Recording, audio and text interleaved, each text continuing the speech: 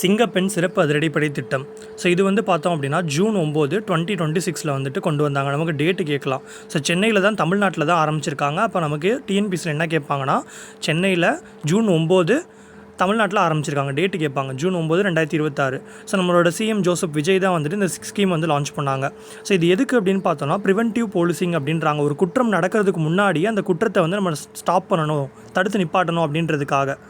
So அதுக்கப்புறம் வந்து நவீனமான இந்த தொழில்நுட்பங்கள்லாம் யூஸ் பண்ணியிருக்காங்களா, சில ஸ்பெல்லிங் மிஸ்டேக் இருக்குது இதில், அது பார்த்துக்கோங்க.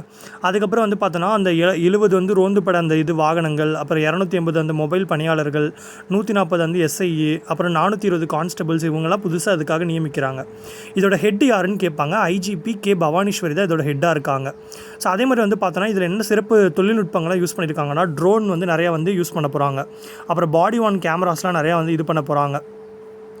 அதுக்கப்புறம் வந்து 2 சக்கர அப்புறம் 4 சக்கர ரோந்து வாகனங்கள்லாம் நிறைய யூஸ் பண்ண போகிறாங்க. இது லைட்டாக ஸ்பெல்லிங் மிஸ்டேக் இருக்குது, லைட்டாக பார்த்துக்கோங்க.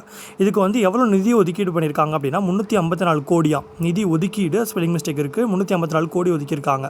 ஸோ எதிர்காலத்தில் வந்து பார்த்தோன்னா 2545 பணியாளர்களாக வந்துட்டு அதிகப்படுத்துவோம் அப்படின்றாங்க இந்த சிங்கப்பெண் சிறப்பு அதிரடிப்படை திட்டத்தில்.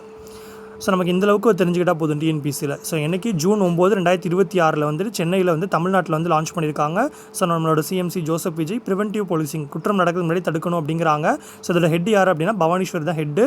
ட்ரோனு, பாடி ஒன் கேமராஸ் இதெல்லாம் யூஸ் பண்ண போகிறாங்க. 354 கோடி ஒதுக்கியிருக்காங்க. 2545 பணியாளர்கள் வந்து இதுக்காக வந்து இன்னும் ஆள் வந்து நிறைய பேர் சேர்க்க போகிறாங்க. இந்தளவுக்கு தெரிஞ்சுக்கிட்டால் போதும்.